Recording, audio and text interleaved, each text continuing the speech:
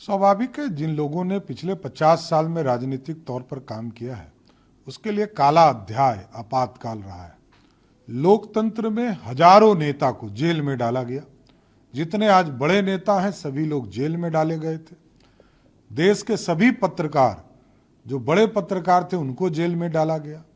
और जिस शब्द की दुहाई, सेकुलर शब्द का दुहाई सभी नेता देते हैं, उस सेकुलर को भी जब श्रीमती गांधी ने इस देश में इंप्लीमेंट किया तो पूरे देश में इसकी व्यवस्था नहीं बन पाई।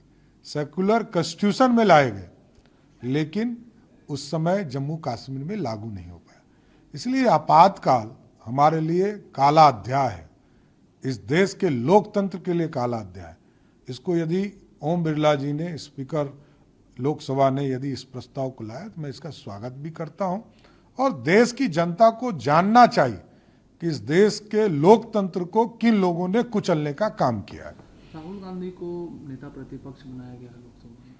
पूरी शुभकामना है। जनता की आवाज बनकर प्रधानमंत्री जी को बताएं कि जनता ये चाहती है, ये काम करना चाहिए।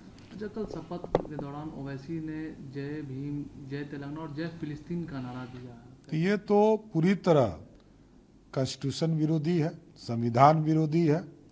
और इस देश में सभी नेता आजकल कॉन्स्टिट्यूशन की किताब लेके घूम रहे हैं, तो उसमें कहीं जय फिलिस्तीन लिखा हुआ हो तो बताने का काम करें, और नहीं तो मैं भी आग्रह करूंगा कि इनकी सदस्यता समाप्त की जाए और इनके खिलाफ कार्रवाई किया जाए। स्वाभाविक है, जिन लोगों ने पिछले 50 साल में राजनीतिक तौर पर काम किया है उसके लिए काला अध्याय आपातकाल रहा है। लोकतंत्र में हजारों नेता को जेल में डाला गया। जितने आज बड़े नेता हैं सभी लोग जेल में डाले गए थे। देश के सभी पत्रकार, जो बड़े पत्रकार थे, उनको जेल में डाला गया।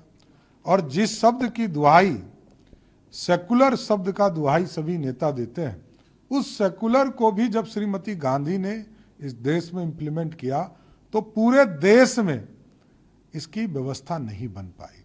सेकुलर कॉन्स्टिट्यूशन में लाए गए लेकिन उस समय जम्मू कश्मीर में लागू नहीं हो पाया। इसलिए आपातकाल हमारे लिए काला अध्याय है, इस देश के लोकतंत्र के लिए काला अध्याय। इसको यदि ओम बिरला जी ने, स्पीकर लोकसभा ने, यदि इस प्रस्ताव को लाया तो मैं इसका स्वागत भी करता हूं। और देश की जनता को जानना चाहिए कि इस देश के लोकतंत्र को किन लोगों ने कुचलने का काम किया है। राहुल गांधी को नेता प्रतिपक्ष बनाया गया है लोकसभा में। पूरी शुभकामना है। जनता की आवाज बनकर प्रधानमंत्री जी को बताएं कि जनता ये चाहती है, ये काम करना चाहिए। अच्छा, कल शपथ के दौरान ओवैसी ने जय भीम, जय तेलंगाना और जय फिलिस्तीन का नारा दिया है। तो ये तो पूरी तरह कॉन्स्टिट्यूशन विरोधी है, संविधान विरोधी है।